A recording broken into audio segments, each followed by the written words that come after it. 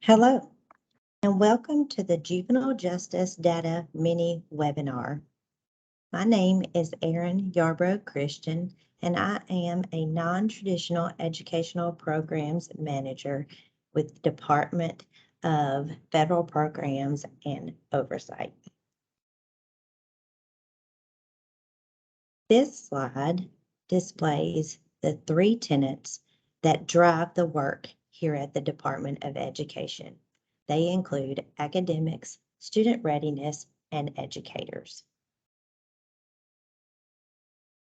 Our agenda today will include information on withdrawal codes 0, 2, and 11, juvenile detention centers, court-ordered day treatment programs, suggestions to improve data quality, and I will include contact information. Withdrawal codes 0, 2, and 11. These codes apply specifically to students that have been placed with the Department of Children's Services, the Department of Corrections, or in a city jail or county jail. Specifically, withdrawal code 02 is utilized when a student is withdrawn from the LEA and placed in the custody of the Department of Children's Services, or DCS, to be educated in Wilder Youth Development Center or in another DCS-affiliated school across the state. Withdrawal code 11 is a court-ordered withdrawal code. This occurs when a student is withdrawn and placed in the Department of Corrections, a county jail, or a city jail. This applies to only students who have been tried and convicted as an adult. For additional information, see the EIS Data Dictionary, Appendix H, Withdrawal Codes. Next, we will talk about juvenile detention centers, or JDCs.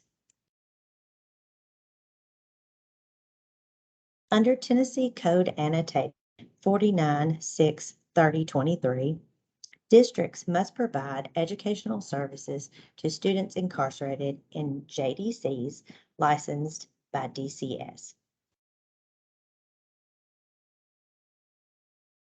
SBE 05200112.03 parentheses 1 states, once a student has been held in a center outside of their home LEA for 72 hours, the center shall notify in writing the home LEA, the receiving LEA, and the department, and provide the name of the student incarcerated, the location of incarceration, and the date the student was incarcerated.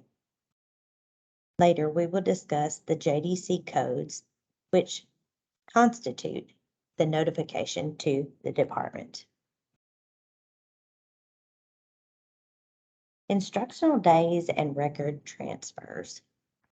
As of July 1, 2019, state law requires that instruction to students incarcerated in detention centers be a minimum of 4 hours per instructional day.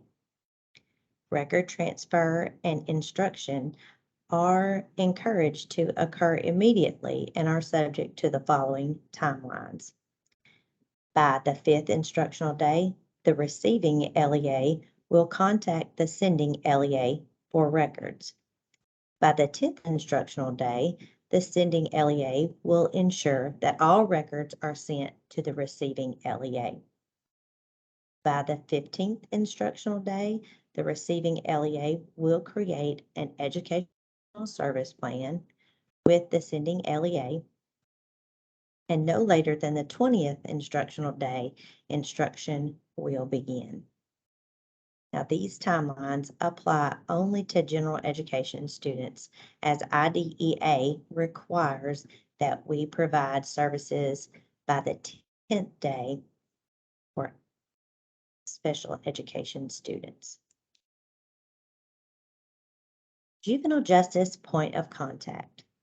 All LEAs must appoint a juvenile justice point of contact to serve as the point of contact when a student is incarcerated, communicate with JDC and juvenile justice point of contacts in other LEAs, expedite the transfer of records, and to collaborate with POCs in other LEAs on educational service plans.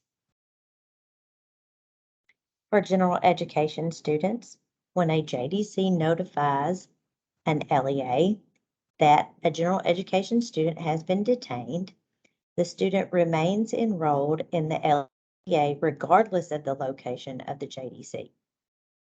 The LEA enters the JDC Student Classification for the student in SIS and uploads it to EIS. The Juvenile Justice POC makes arrangements for the student's educational services with the JDC and the other LEA in the JDC if the JDC is located in another LEA. If the student is placed in a JDC in another LEA, the juvenile justice point of contact works with the receiving LEA to ensure that all educational records are received in a timely manner and that the student is coded properly in the student information system. And as I mentioned before, special education students will follow a different path. When a JDC notifies an LEA that a special education student has been detained, the student remains enrolled in the LEA only if the JDC is located within the LEA. The student is withdrawn from the home LEA and enrolled in the receiving LEA if the JDC is located in another LEA. This process assures that the receiving LEA, which is responsible for compliance with IDEA, has access to the IEP in Ed Plan or Easy IEP. The LEA that enrolls the student during the incarceration enters the Juvenile Detention Center student classification for the facility in SIS and uploads it to EIS. Expulsion. For students who have been expelled prior to entering a JDC, the home LEA shall end the expulsion and list the disciplinary action end date as the date the student is placed in the JDC. When the student is released from the JDC, the LEA should reactivate the expulsion if there is time remaining in the student's expulsion. List the disciplinary action begin date as the first school day after the student is withdrawn from the JDC. Use the original disciplinary offense date to ensure that the incident is not coded as a new incident. Educational funds transfer. The JDC codes indicate where students are placed during incarceration in juvenile detention centers and facilitate the transfer of funds between home and receiving districts that provide educational services. Funding is based on educational days. Funding is transferred annually at the close of the school year via BEP TISA funding for the next school year. For fund transfer and other fiscal questions, please contact Ms. Mary Ann Dursky at the link provided. JDC Student Classifications.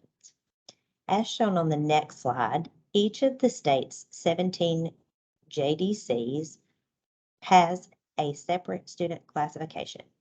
The first 3 digits are the letters JDC, and the final 2 digits are a number between 0, 1, and 17.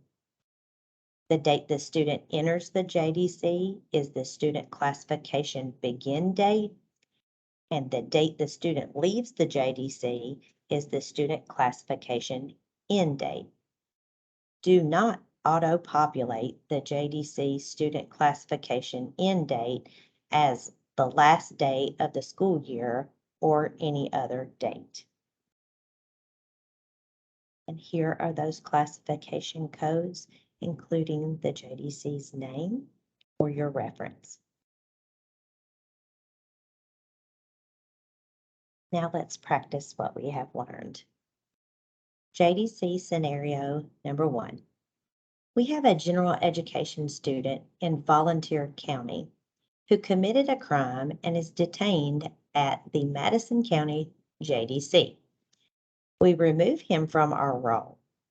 Is this okay? A, yes, remove the student from your roll. The student will be absent for more than 10 consecutive days, so this is an acceptable practice.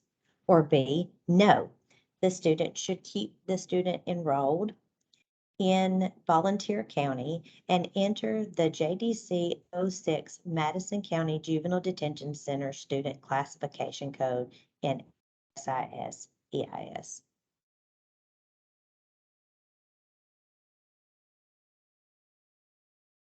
That's correct. The answer is B.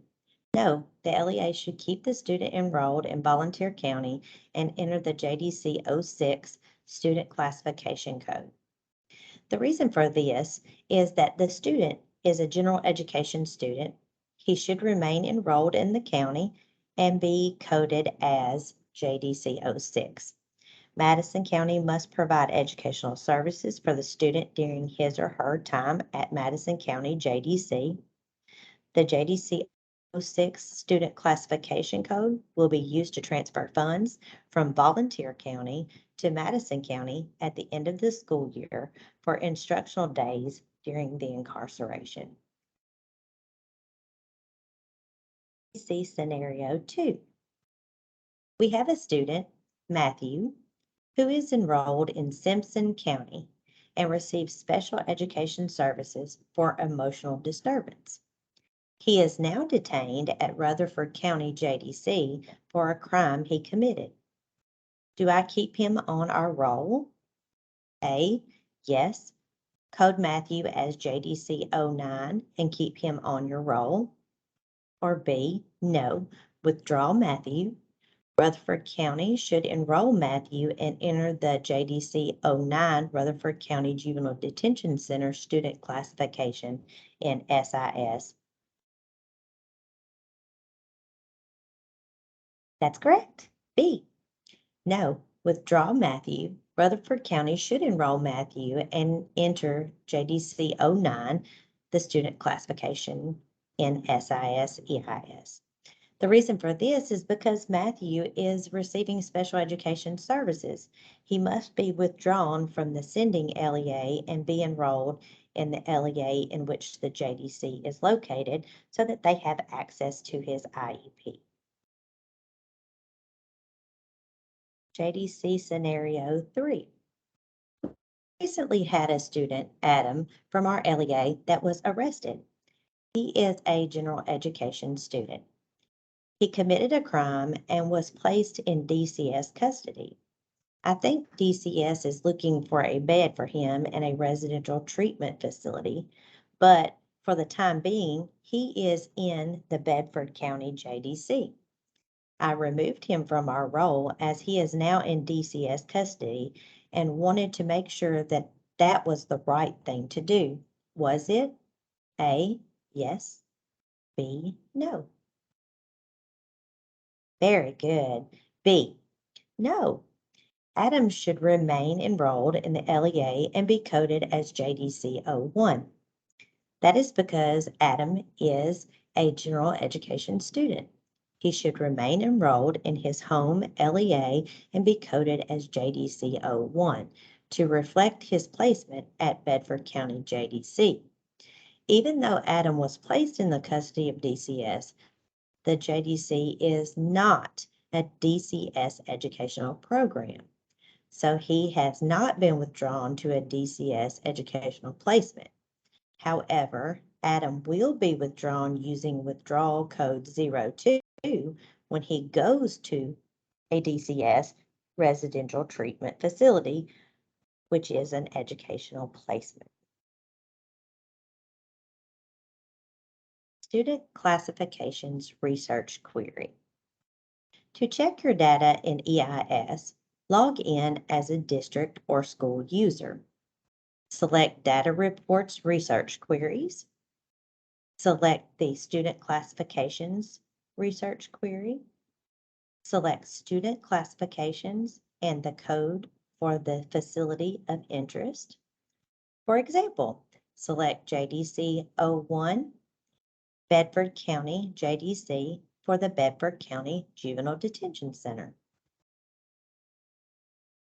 Student Classifications Research Query Results.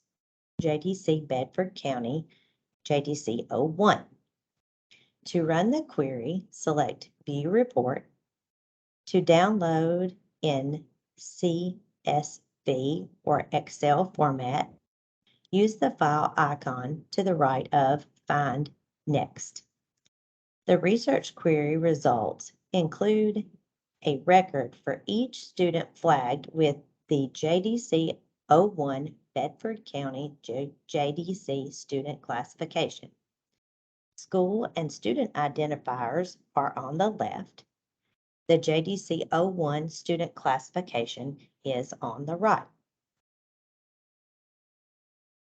Quarterly JDC Data Review.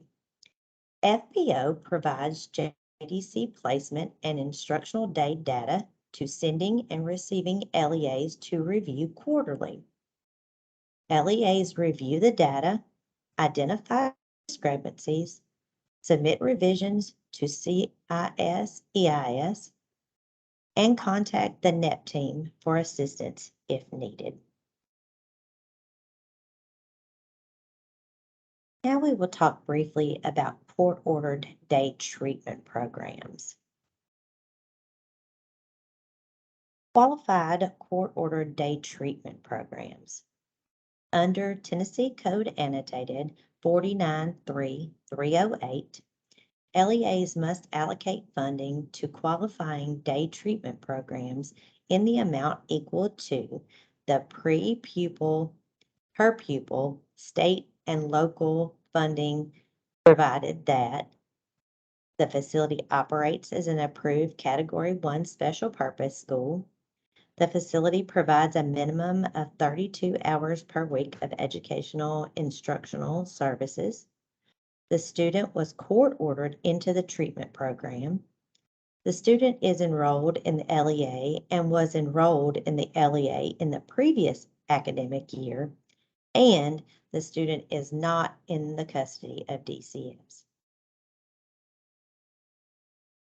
Three facilities provide qualified court-ordered day treatment programs: Carroll County Juvenile Court, Carroll Academy,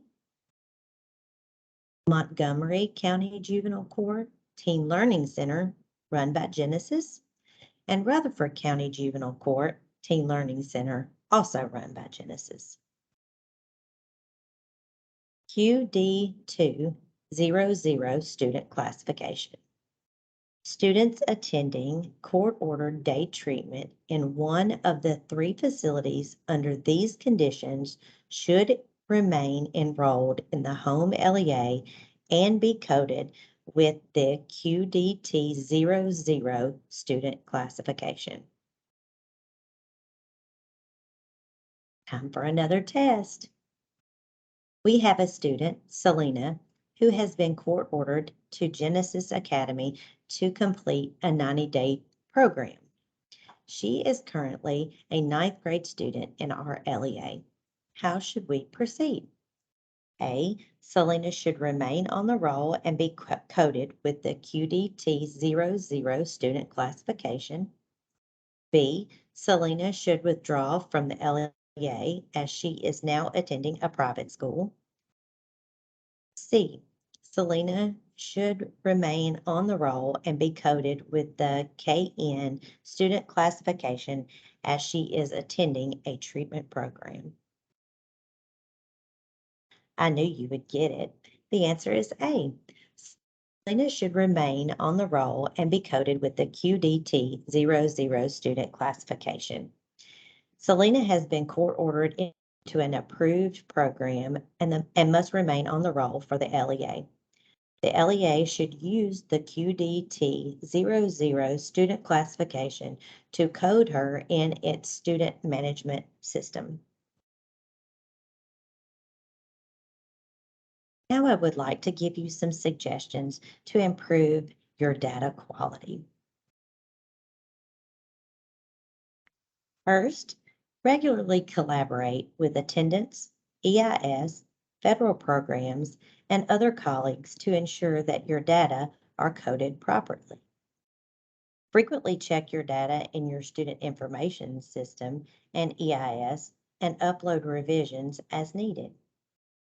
And for additional information, please refer to the FPO Data Manual linked here, which is also available in ePlan TDOE resources, Federal Programs Data, FPO Data Manual, and the Department's Planning and Monitoring Guidance and Reference Materials webpage. Now I will provide you with some contact information for several of the programs we've talked about today. Contact information. For questions about juvenile justice programs, please contact myself, Erin Christian, Net Manager at erin.christian@tn.gov.